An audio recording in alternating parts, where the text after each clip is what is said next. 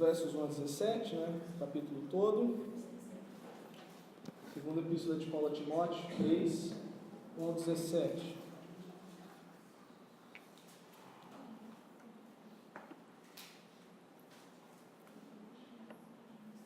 O tema da nossa mensagem é piedade em tempos difíceis.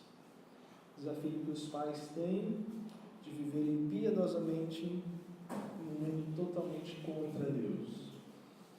Não mais que a mensagem seja um incentivo a uma paternidade piedosa, não deixa de ser uma exortação e um apelo também a todo aquele que invoca o nome do Senhor. Então, segunda Epístola de Paulo a Timóteo, no capítulo 3, 1 a 17, diz assim: Sabe, porém, isto: nos últimos dias sobrevirão tempos difíceis, pois os homens serão egoístas, avarentos, jactanciosos, arrogantes, blasfemadores, desobedientes aos pais, ingratos e irreverentes, desafeiçoados, implacáveis, caluniadores, sem domínio de si, cruéis, inimigos do bem, traidores, atrevidos, enfatuados, mais amigos dos prazeres que amigos de Deus, tendo forma de piedade, negando-lhe entretanto o poder, foge também destes. Pois entre estes se encontram os que penetram sorrateiramente nas casas e conseguem cativar mulherinhas sobrecarregadas de pecados, conduzidas de várias paixões, que aprendem sempre e jamais podem chegar ao conhecimento da verdade. E do modo por que Janes e Jambres resistiram a Moisés, também estes resistem à verdade. São homens de todo corrompidos na mente, réprobos quanto à fé. Eles, todavia, não irão avante, porque a sua insensatez será a todos evidente, como também aconteceu com daqueles. Tu, porém, tens seguido de perto o meu ensino, procedimento, propósito, fé, longanimidade, amor e perseverança. As minhas perseguições e os meus sofrimentos, quais me aconteceram em Antioquia, Icônio e Listra, que variadas perseguições tenho suportado, de todas, entretanto, me livrou o Senhor. Ora, todos quantos querem viver piedosamente em Cristo Jesus serão perseguidos. Mas os homens perversos e impostores irão de mal a pior, enganando e sendo enganados. Tu, porém, permanece naquilo que aprendestes e de que foste inteirado, sabendo de quem o aprendeste, e que desde a infância sabes as sagradas letras que pode tornar-te sábio para a salvação pela fé em Cristo Jesus. Toda a Escritura é inspirada por Deus e útil para o ensino, para a repreensão, para a correção, para a educação na justiça, a fim de que o homem de Deus seja perfeito e perfeitamente habilitado para toda boa obra. Vamos lá.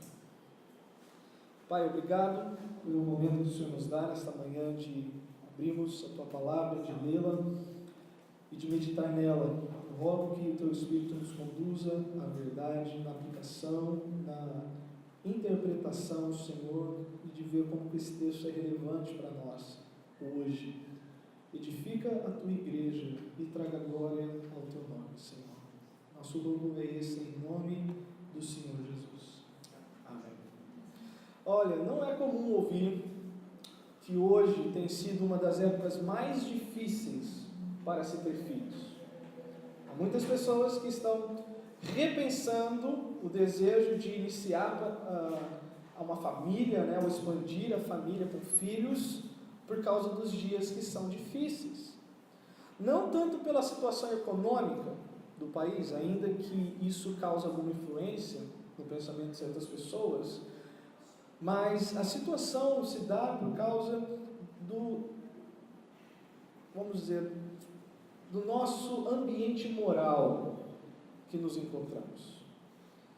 Conversando com pessoas que ainda não têm filhos, e eles ficam, olha, está difícil ter filhos hoje, porque se está assim, dessa forma, com toda essa agenda hoje, imagina quando ele tiver 10, 15 anos, como que o mundo vai estar.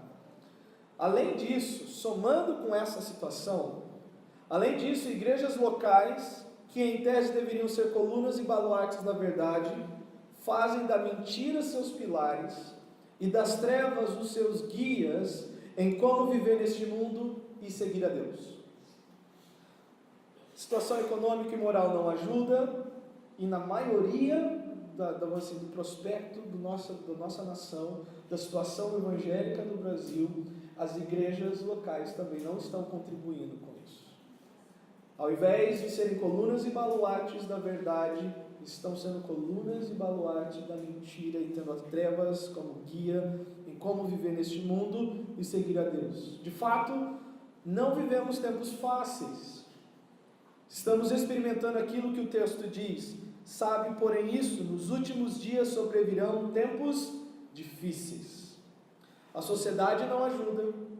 Certas igrejas locais atrapalham mais ainda a vida do homem que quer ser um pai piedoso, mas está inserido numa época muito difícil e sofrendo por querer viver segundo a vontade de Deus. Então, nós temos esse cenário diante de nós. E como que o texto do capítulo 3 da segunda epístola de Paulo a Timóteo nos ajuda nisso?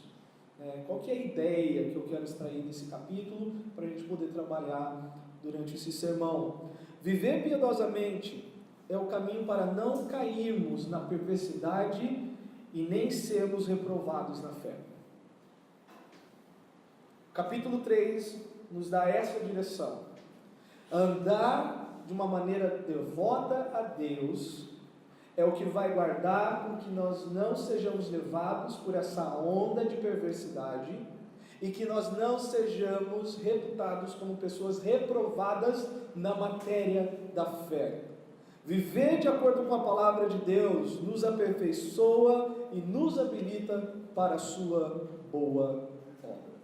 Então nós temos 3 estágios, ou 3 etapas aqui para esse texto. Primeiro, o que esse texto significa? Qual é o sentido desse texto? O que esse texto significa no seu contexto? Depois, qual é a relevância disso para nós? Qual é a aplicação disso para o nosso contexto? E terceiro, como que isso muda a nossa vida, especificamente pensando nos pais, que têm que cuidar dos seus filhos num tempo difícil como o nosso. Então, nessa primeira etapa, do versículo 1 ao 9, você pode pensar como Paulo, um médico aqui. Ele dá um diagnóstico da humanidade. Ele faz a leitura, ele encontra a doença, ele vê os sintomas, ele encontra a doença e ele dá esse diagnóstico. A doença está dessa forma. Então nós temos, primeiro, o apóstolo Paulo, em suas orientações ao jovem ministro, faz um diagnóstico dos últimos dias, seguido de 3 exortações. Primeiro ele diz a doença e depois ele diz, olha, faça isso, isso e isso para que você não fique doente como estes, para que você não seja apanhado como estes.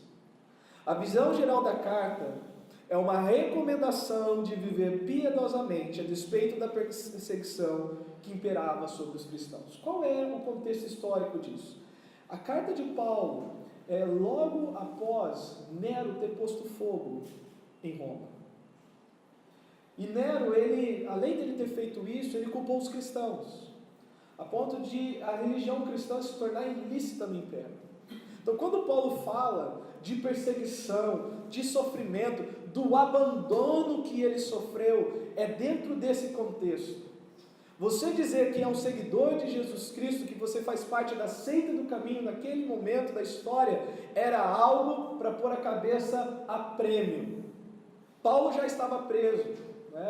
Praticamente a última carta sua escrita, Ele diz no final da sua carta aqui que, olha, combati o bom combate, completei a carreira, guardei a fé, eu já estou para ser oferecido como libação, a minha vida vai ser entregue ao Senhor. Então, Timóteo, não desanime, não arrede o pé, não retroceda, siga avante, abrace o sofrimento por causa de Jesus Cristo. O diagnóstico de Paulo, o diagnóstico paulino, remonta aos últimos dias, não dias distantes do jovem ministro, mas dias que haveria de caracterizar a filosofia e o pensamento do mundo e dos falsos cristãos até o retorno de Cristo. Então, daquele momento da escrita até o retorno de Cristo, nós estamos nesse período chamado de últimos dias. E esses últimos dias têm essa marca, essa característica de perversidade dos homens. Uma terceira questão que nós podemos ver sobre o que o texto significa: Paulo aponta que a corrupção causada pelo pecado se manifesta de duas formas. Eu não vou entrar nos detalhes dessa lista, não vai dar tempo. Pode ficar por uma exposição mais detalhada da segunda epístola.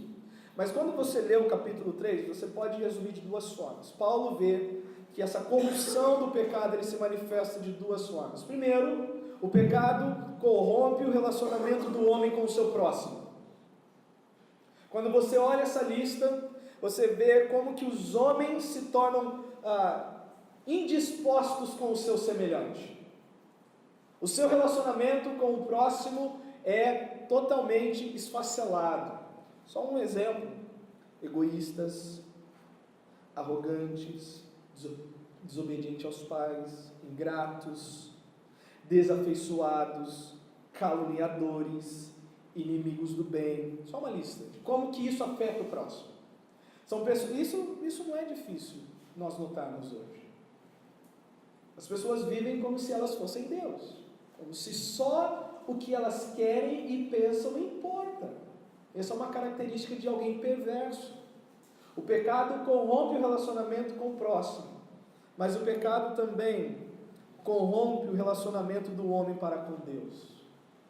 Paulo ele dá um diagnóstico geral, depois Paulo dá um diagnóstico local, como que isso afeta aqueles que estão participando de uma igreja local. Estas pessoas são chamadas de impostores, pessoas reprovadas na fé, pessoas que são muito bem informadas, mas nunca são formadas, transformadas por aquilo que elas ouvem.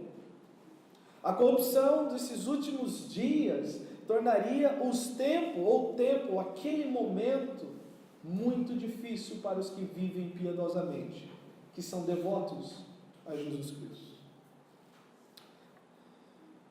Quarto,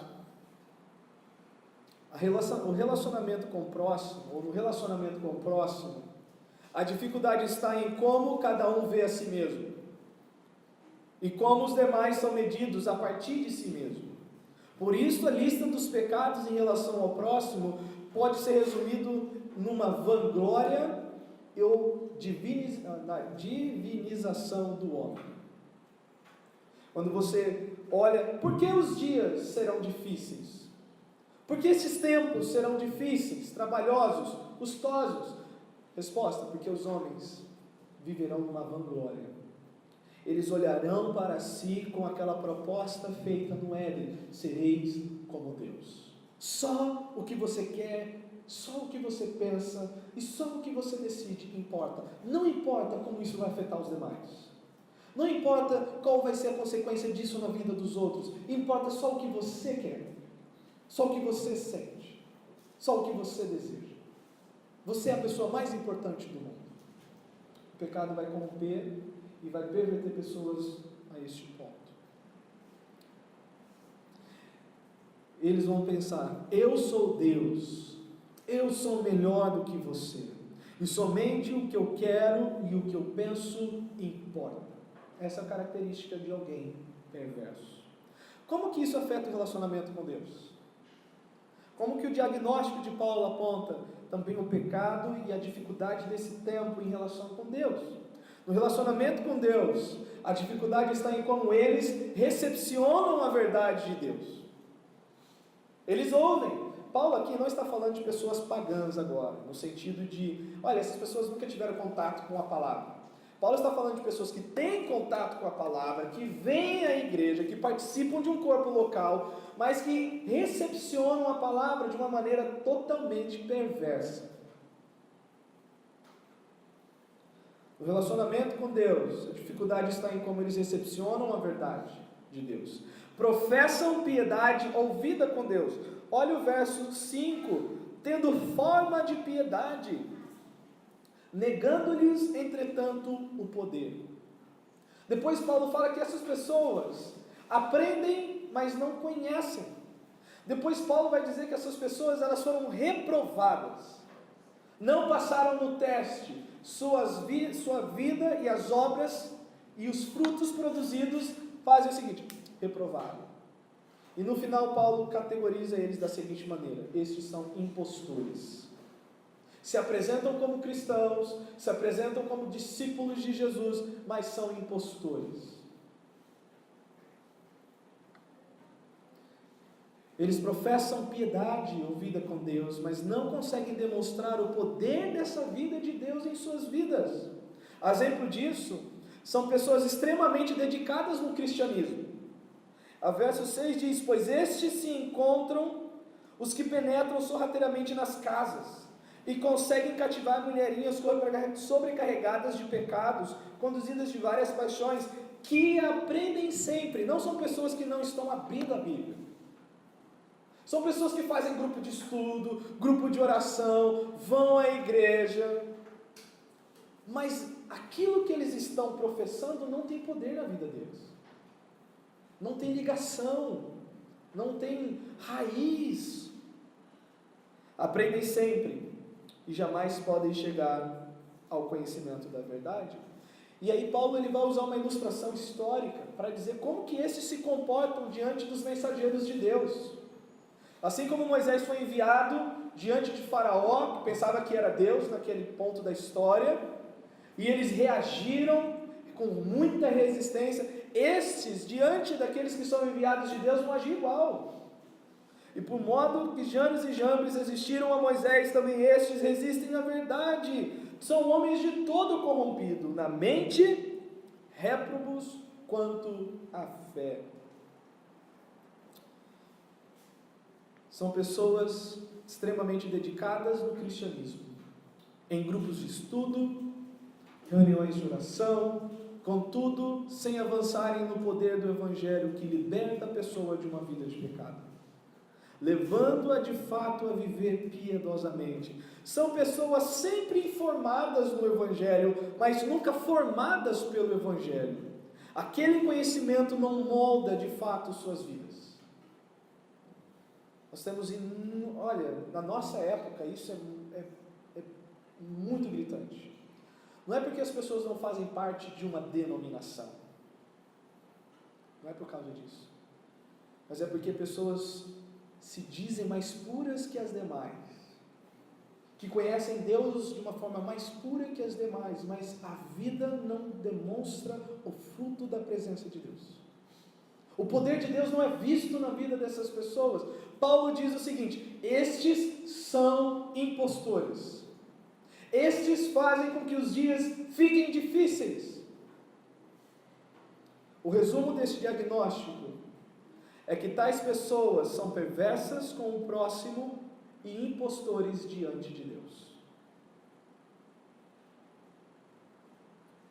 O verso 9: eles não irão avante, porque a sua insensatez será de todos evidente, como também aconteceu com aqueles. E se você pega o verso 13: mas os homens perversos e impostores irão de mal a pior, enganando e sendo enganados. Esse é o diagnóstico. Esse é o diagnóstico de Paulo para o tempo difícil. O tempo será difícil, e é difícil, porque nós temos pessoas perversas na sociedade. Os tempos são difíceis, porque nós temos impostores no meio do povo de Deus. E qual deve ser, então, a nossa reação para com isso? Quais são as exortações de Paulo? O que Paulo diz para Timóteo? depois desse diagnóstico, três exortações. Primeiro, 3:5. Foge desses. Fuja dessas pessoas. Separe-se. Evite ser influenciado por essas pessoas. Final do versículo 5. Foge também destes. Então nós temos duas coisas aqui. Primeiro, nisso podemos notar uma dupla recomendação. Que Timóteo deveria fugir da corrupção externa, dos homens perversos, como também da corrupção religiosa promovida pelos impostores. Quando ele usa o termo também destes, estes últimos que professam piedade e não têm poder, juntamente com aqueles que são egoístas, avarentos, jactanciosos, arrogantes, desafeiçoados, caluniadores, amigos dos prazeres do que amigos de Deus, toda aquela lista. Esses dois grupos, Paulo está falando para Timóteo o seguinte: fuja dessas pessoas, não ande com elas, não se aconselhe, não beba da fonte que essas pessoas bebem, porque senão você não vai viver piedosamente para Jesus Cristo. A razão é que tais pessoas não adicionam nada na vida de Timóteo, e que tais pessoas já estão reprovadas em relação à fé, ou o conjunto de verdades que professam seguir, e por isso não são pessoas com quem podemos ter comunhão. Você quer viver piedosamente para Jesus? Quer realmente entender o que é uma vida de devoção para Deus? Então você vai ter que fazer uma escolha. Com quem que você vai andar? Quem será, ou quem serão os seus referenciais? Quem que você vai procurar para compartilhar ideias? Paulo está dizendo: fuja dessas pessoas. Segundo, viva piedosamente. Não quer ser um perverso? Não quer ser um impostor?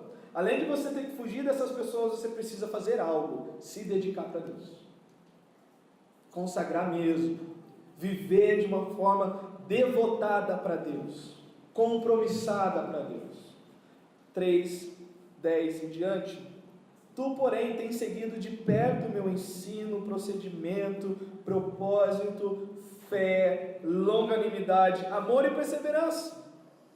Ele fala das suas perseguições, e no final, no verso 12, ele diz: ora, todos quanto querem viver piedosamente em Cristo Jesus serão perseguidos. Por quê? Porque os dias são difíceis. Viver para Jesus significa que você vai sofrer, Timóteo. Ainda mais naquele contexto onde o imperador queria a cabeça dos cristãos. Então, como que seria viver piedosamente?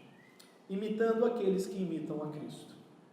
Paulo diz: tu, porém, tens seguido de perto o meu ensino, procedimento, propósito, fé, longanimidade, amor, perseverança. Se eu tenho que fugir dessas pessoas, eu tenho que me ligar a um outro tipo de pessoa. Eu tenho que me cercar de uma outra qualidade de pessoas. Quem? Os que imitam a Jesus.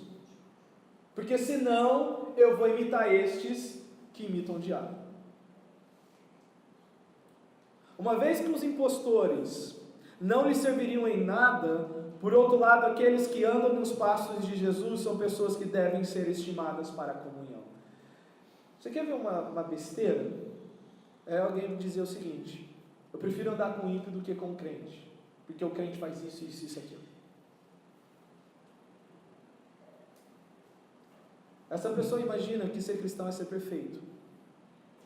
E aí ela legitima, ou tenta legitimar, as suas imperfeições andando com quem é imperfeito, ao invés de lutar para ser perfeito e edificar o irmão imperfeito. Isso é uma mentalidade perversa. Isso é alguém que está negando o poder do Evangelho. Isso é alguém que aprende, mas não conhece a Jesus. Foge dessas pessoas e se una a esse tipo de pessoas. Que pessoas? Aqueles que imitam a Jesus. Aqueles que sofrem por Jesus. A razão é que em tempos difíceis, marcados por tamanha corrupção fora e dentro do ambiente da igreja local, Fugir de tais pessoas significa também abraçar para si sofrimento e perseguição. Que o comprometimento com Cristo num ambiente perverso resultará em sofrimento e em dor. Paulo está dizendo o seguinte: o mundo jaz no maligno, os dias são difíceis, os homens são perversos, e aqueles que professam seguir a Jesus, em uma boa parte são impostores, e no meio dessas pessoas nós vamos sofrer, por querer viver como Jesus Cristo quer que vivamos. E faça a sua escolha, Timóteo, fique perto dessas pessoas. Qual é a terceira e última exortação de Paulo? Persevere na palavra de Deus. Foge dessas pessoas, cerque-se de pessoas que imitem a Jesus e também não arrede o pé dos princípios divinos. Trate a palavra na mais alta estima. Faça da palavra o seu guia. Isso está do verso 14 até o verso 17. Ele fala quando ele faz um contraste no final do verso 13, mas os homens perversos, em relação aos piedosos que querem viver para Jesus e serão perseguidos, os perversos vão de mal a pior. Eles vão enganar e serão enganados. Mas você, Timóteo, como que você não vai cair nisso? Resposta: não arrede o pé da palavra. Não brinque com a palavra. Não trate deste livro com uma forma mística de deixar aberto em certos textos, pensando que aquilo vai resultar numa proteção e numa melhora de vida. Não! Faça com que a palavra de fato mude a sua vida. Se entregue à palavra, persevere nela, deixa que ela te corrija, deixa que ela te instrua, deixa que ela te repreenda, deixa que ela te aperfeiçoe, porque senão você vai estar naquele diagnóstico: você vai ser um perverso ou você vai ser um impostor. Persevere na palavra de Deus, não somente aprendendo, mas praticando o que tens aprendido. Lembra, toda a comparação de Paulo no capítulo 3 são entre perversos, impostores e pessoas reprovadas na fé, em relação aos piedosos e os que são habilitados por Deus. O contraste está nisso. E ele fala para Timóteo o seguinte: sabe como você pode ser diferente daquelas pessoas que só aprendem? Se você praticar o que você está aprendendo. Tu, porém, permanece naquilo que aprendestes e de que foste inteirado, sabendo de quem o aprendestes. E que desde a infância sabe as sagradas letras que podem tornar-te sábio para a salvação pela fé em Cristo Jesus. E aí ele diz: toda a escritura é inspirada por Deus.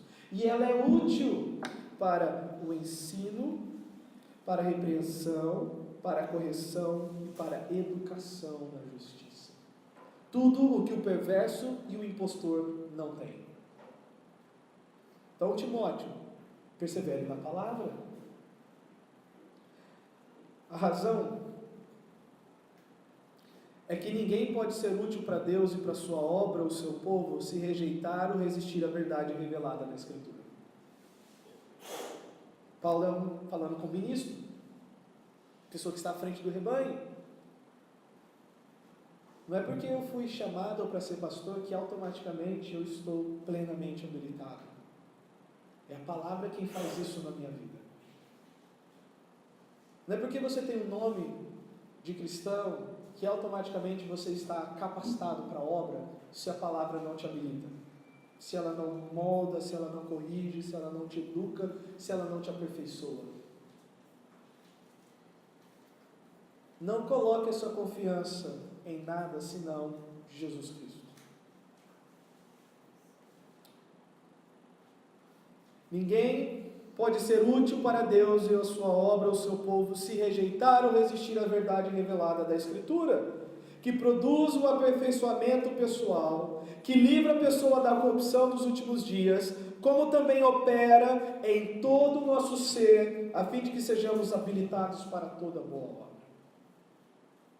Então, com isso nós vimos o que esse texto significa dentro do contexto. Ele está instruindo um jovem ministro, a despeito de toda perseguição, que ferozmente estava assolando o cristianismo naquela época, somando a perversidade dos homens e muitos impostores no meio da igreja, de que Timóteo precisava fazer a diferença. E ele só poderia fazer isso fugindo de pessoas que não iriam lhe edificar em nada, perseverando na palavra e se entregando totalmente a Jesus. Agora, e para nós hoje? Isso mudou? Os tempos estão mais fáceis?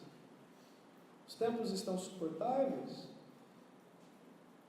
Nesses meus 33 anos, e avaliando de quando eu me dei por gente, olhando, não há como pensar que o mundo ficou mais fácil de se viver. Por mais que nós tenhamos muitas facilidades que ajudam o nosso dia a dia.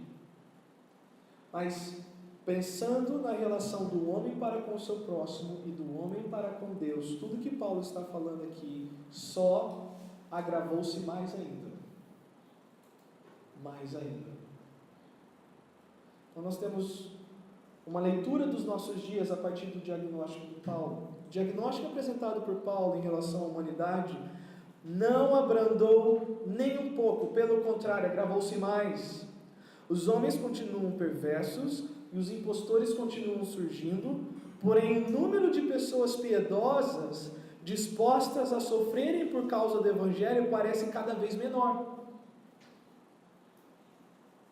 O número de pessoas que realmente se entregam para viver para Jesus e sofrer por Jesus está escasso. Hoje não há como diferenciar alguém que professa o nome de Jesus de uma pessoa que não professa o nome de Jesus. E infelizmente há igrejas trabalhando para que essa diferença não exista. Não nos espantaria se víssemos pessoas fora do ambiente eclesiástico dizendo o seguinte: olha, é normal o aborto, normal sexo sem compromisso, no sentido sem um casamento, olha, é totalmente normal o homossexualismo. Pior é que há igrejas e pastores engajados com isso. A liberação do aborto, a ideia de que o amor é livre, não tem problema, desde que você tenha um compromisso com a pessoa. O casamento é uma mera formalidade inventada pelos homens, que até o apoio à liberação da maconha. Nós temos os ditos pastores progressistas, que nada mais são ministros de Satanás tentando enganar o rebanho do Senhor. Os impostores estão aí. E eles estão fazendo com que os dias fiquem cada vez mais difíceis para os que querem viver piedosamente. A sociedade caminhará de perversidade a perversidade por acreditarem numa mentira sobre si mesmos e também acreditarem numa mentira em relação a Deus, colhendo a consequência dos seus erros. Paulo diz aqui: estes vão enganar e serão enganados e irão de mal a pior. Não tem nada bom que vai acontecer com eles. A mesma coisa acontece hoje. Uma terceira questão, dentro do nosso contexto hoje, olhando através desse texto, há uma grande oposição à verdade. E eles trabalham de duas formas. Ao invés de negar a verdade, eles dizem que tudo é verdade agora. O que você pensa é verdade, e o que eu penso é verdade, então todo mundo tem uma verdade, e ninguém precisa ficar preocupado com o que o outro pensa. Você tem a sua verdade. Há uma grande oposição à verdade como conceito e também uma grande oposição à verdade que é a pessoa de Jesus Cristo. Tanto os perversos quanto os impostores, para continuarem como são, eles sacrificarão a revelação de Deus que foi registrada para o seu povo. Como essas pessoas conseguem viver de maneira perversa? Como os impostores continuam no meio da igreja, vivendo sem o poder de Deus nas suas vidas? Alguma coisa tem que ser colocada debaixo do tapete. Isso é a verdade. Eles abraçam a mentira que brota do seu próprio coração, a mentira que brota de um mundo que jaz no maligno, e sufocam a verdade revelada nas Escrituras. Os perversos tentam e lutam para que os seus caminhos e pensamentos prosperem. Hoje de manhã eu estava vendo o noticiário, perdi as contas, eu lembro numa matéria na internet, eu perdi a conta de quantas matérias em favor da legalização do aborto aqui no Brasil estão sendo sugeridas. Na Argentina, acho que foi recusada agora, mas aqui a mídia a todo momento, não, tem que liberar, tem que acontecer, e que não sei o quê, e dando vários dados, e falando, não, isso é positivo, porque pessoas evoluídas fazem isso. Os perversos lutam para que seus caminhos e pensamentos prosperem, e para isso precisam sufocar a verdade. Como, por exemplo, o que temos mais visto nesses últimos anos é a ênfase na questão do gênero e a relativização da vida na matéria do aborto. Os homens estão dispostos a admitir que uma bactéria em Marte é uma vida e um feto em uma mulher não é vida. Enganando e sendo enganados. Tem pessoas que podem pagar uma multa muito alta por matar ou por destruir um ovo de tartaruga na época da reprodução deles, ou qualquer animal protegido, mas outras são pagas para fazerem aborto. Recebem benefício, não estou falando no Brasil, em outros países, especialmente na Alemanha. Há uma inversão enorme dos valores, enorme. Os impostores, os que estão no meio da igreja, e não são igreja de Cristo, refletem essa perversidade no ambiente eclesiástico, promovendo heresias e práticas destituídas de piedade. Continuam com uma aparência de piedade e temor a Deus, mas suas práticas se levantam contra aquilo que anunciam. Eles dizem, eu sigo ao Senhor, com a boca, mas os atos demonstram que essa pessoa está seguindo a si mesma. O seu coração caiu. Não está querendo viver para Jesus.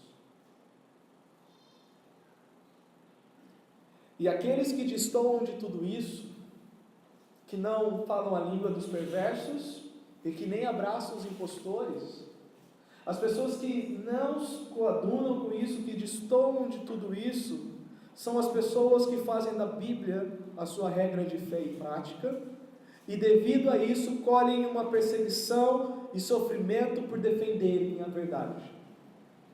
E por outro lado, são os únicos que podem ser usados para a boa obra que os impostores são reprovados por Deus. Por isso que nós podemos olhar para a sociedade, por mais que isso é um ambiente profético. Quando eu digo por ambiente profético, o que eu quero dizer? Pedro, Judas, Jesus, Paulo disseram que esses últimos dias seriam caracterizados dessa forma. Mas isso não é um cheque em branco para que você não faça diferença lá fora. De que você achar que porque o mundo vai de mal a pior, eu vou cruzar os meus braços e vou esperar o retorno de Jesus e vou viver como cristão só de domingo. Não vou me levantar contra aquilo que Deus abomina e não vou fazer com que a verdade de Deus seja relevante, seja pontuada e seja defendida no mundo de trevas. Só porque o mundo irá de mal a pior, eu não vou fazer diferença nenhuma. Quem disse? Você acha que Deus não tem boa obra para esse tempo ainda? Você acha que o plano de Deus deu uma parada no parênteses da igreja? Não. Deus tem a sua boa obra, mas Ele precisa... Eu vou tomar cuidado com esse termo precisa. Ele não precisa de ninguém. Mas Ele vai usar pessoas que estão habilitadas para essas boas obras hoje. E aqueles que se levantam às vezes para fazer diferença no mundo, porque foram habilitados por Deus, são desmotivados pelos próprios cristãos, que deveriam ser piedosos, e se levantar e se posicionar pela verdade de Deus. Vamos aplicar o texto agora. Nós vimos o que o texto significa, naquele contexto, como esse texto nos ajuda a ver em nosso contexto, e agora, aos pais. Agora chegou em vocês, chegou em mim. Dei essa volta para preparar o terreno para as aplicações agora. Pais, nós somos pais em tempos difíceis. Nós temos filhos, filhas, no momento da história em que as coisas estão mais difíceis ainda. O que nós vamos fazer? O que você vai fazer?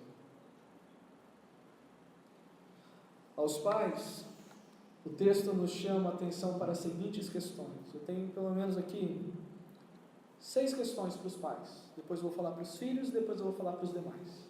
Então nós vamos fazer, como que esse texto vai nos ajudar a viver piedosamente nesse tempo difícil. Pais, a paternidade é um ministério dado por Deus. É um serviço que prestamos a Deus a cuidar dos nossos filhos. Por que eu estou dizendo isso? Porque Paulo está escrevendo para um ministro que tinha uma responsabilidade de cuidar do rebanho de Deus, do padrão de Deus, da forma de Deus, sem nenhum tipo de ressalvas, a ponto de se entregar para isso. Pais, ser pai também é um ministério. Alguns olham ser pai como uma profissão, pensando o seguinte: eu só tenho que pôr coisa dentro de casa. Não. Você é um sacerdote do lar. Você é um ministro de Deus dentro da sua casa, se você professa o nome de Deus. Você foi chamado para esta boa obra que é ser pai. A família é um presente de Deus, é um plano de Deus, é uma boa obra. E você foi chamado, se você tem um filho ou uma filha. Uma outra aplicação que nós podemos lembrar disso é a seguinte: pais, estamos diante de uma escolha sobre qual identidade queremos ter diante dos nossos filhos. E a escolha é essa. Você quer ser um perverso ou um impostor? Ou você quer ser uma pessoa piedosa e uma pessoa habilitada para toda boa obra? Essa é uma escolha que está diante de nós, nesse tempo difícil. O que nós seremos para os nossos filhos? Perversos e impostores? Ou pessoas dedicadas e devotadas a Deus e habilitadas para servir em casa, na sociedade e na igreja? Você tem que fazer uma escolha. Não dá para ficar em cima do muro disso. Nem tem muro para você ficar em cima. Sim, sim, não, não. Amigos de Deus ou amigos dos prazeres? Fiel a Deus ou infiéis? Não sabeis que a amizade do mundo constitui-se inimizade com Deus? Tem uma escolha a fazer. Terceiro, piedade, que significa devoção a Deus, literalmente, eu devoto. Essa é a ideia da palavra original. Eu devoto. Piedade não se encontra no mundo, mas entre os santos de Deus. A comunhão entre os santos é de suma importância para que cresçamos em nossa devoção ao Senhor. Eu não vou entrar no mérito da nossa cidade, da dificuldade que é para nós estarmos juntos, distância, mobilidade urbana, violência, tá? Eu não vou entrar no mérito disso. O mérito que eu estou entrando é o seguinte: pai, se você escolheu ser alguém piedoso e habilitado, você também tem que escolher priorizar a comunhão com os santos. Você faz esforço para inúmeras outras coisas durante a sua semana. Você não pode dar desculpa e se esforçar menos do que você se esforça durante a semana para estar com Deus e o seu povo. Se você relativiza isso, se você enche-se de desculpa para isso, você não está querendo ser piedoso. Você está sendo um impostor. Não há esforços para aquilo que nos interessa fora dessas 4 paredes. Nós não medimos esforços. Se precisar chuva, a gente vai. Se precisar com dificuldade, se precisar a pé, a gente dá um jeito. Porque a gente precisa. Quanto mais daquele que te dá o fôlego de vida. Quem você quer ser? Como pai, o que você vai ensinar para os seus filhos? Para a escola, nossos filhos, não pode faltar da escola, tem que ir. A gente briga, mas chega no domingo, qualquer coisinha é aceitável para que os filhos, por exemplo, não venham à igreja. A gente dá qualquer desculpa. Mas faltar da faculdade? Não. Faltar da escola? Não. Poxa, eu estou pagando, não pode. Mas, quando se trata da comunhão dos santos, a gente dá toda, assim, a gente paternaliza, né? Como que eu posso dizer?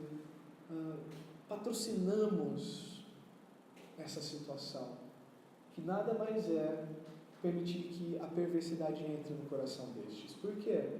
Porque o ambiente de piedade não existe no mundo. Você não vai encontrar piedade lá fora.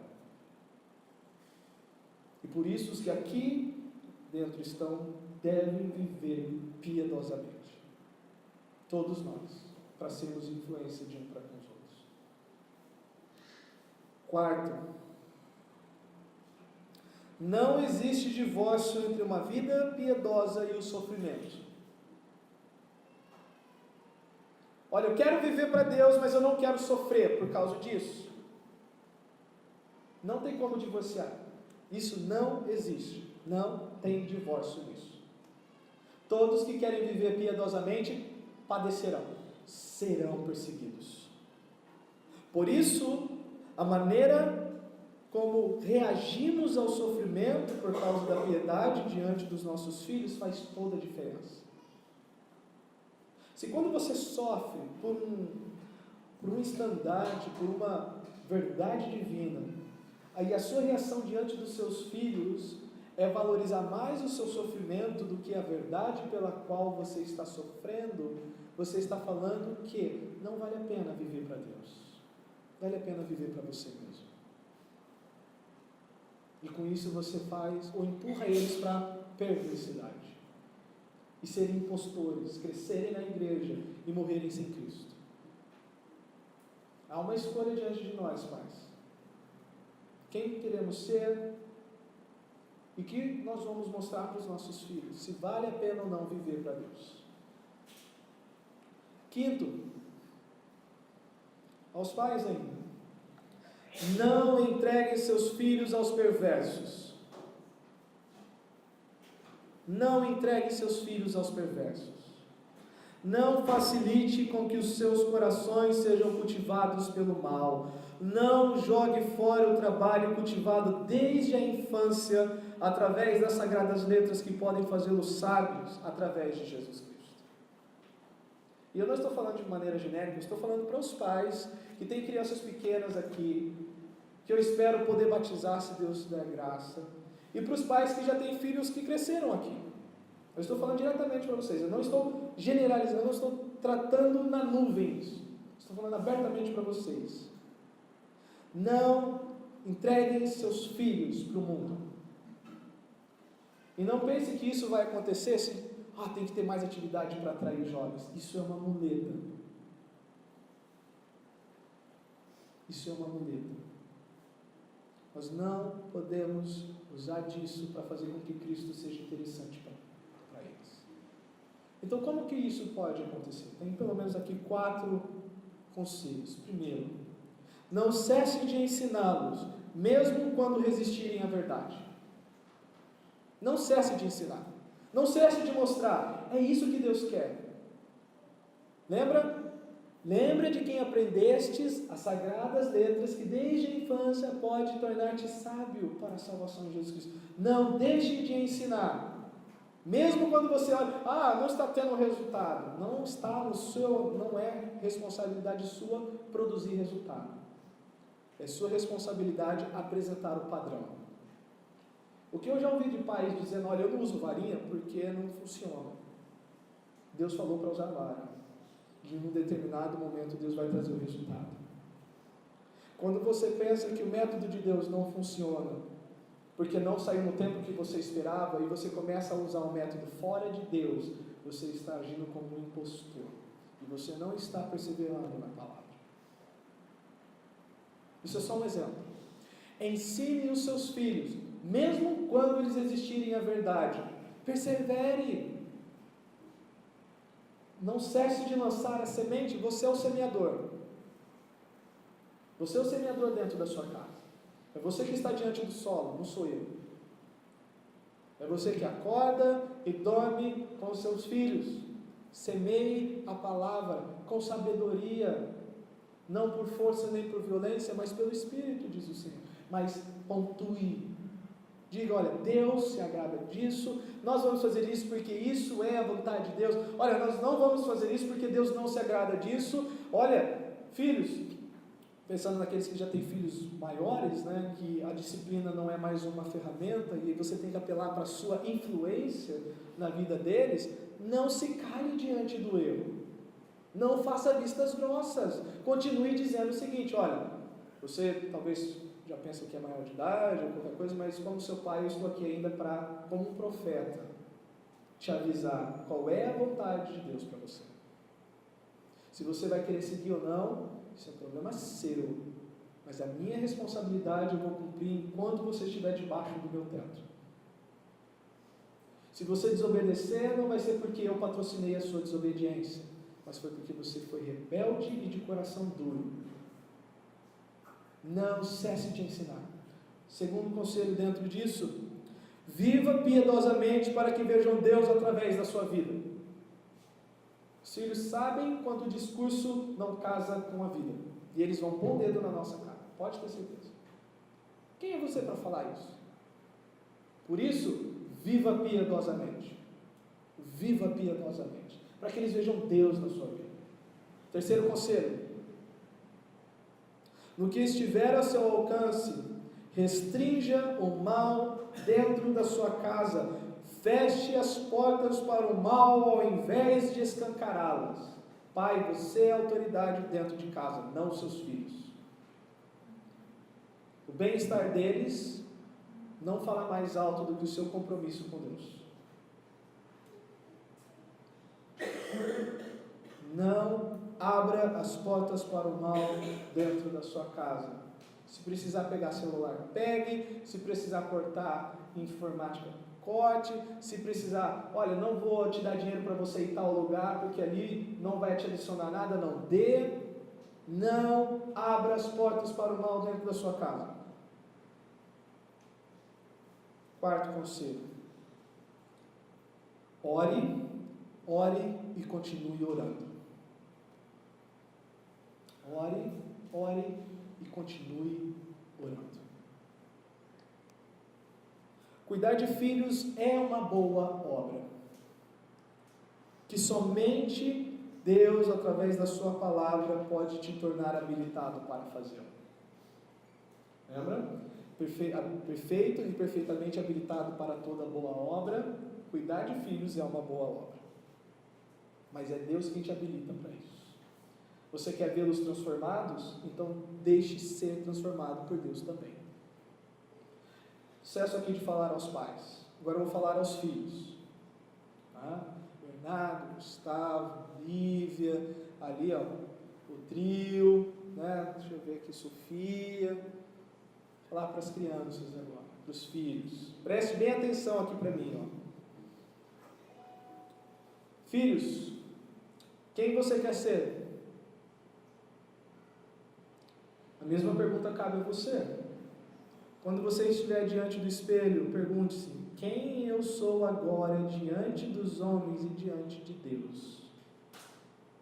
Perverso com os homens e impostor diante de Deus? Ou piedoso diante dos homens e habilitado diante de Deus? Filhos, vocês também têm uma escolha. Vocês estão aqui ouvindo das Sagradas Letras, que desde a infância pode tornar-te sábio para a salvação. Quem você quer ser? Quem você quer ser? Vocês estão num tempo da história de grande perversidade e resistência à verdade, e mais ainda vocês no período escolar serão bombardeados. Mas serão bombardeados pela perversidade dos homens, pelos aqueles que são impostores. Como é que você vai passar por esse, vamos dizer assim, por esse campo minado sem ser atingido?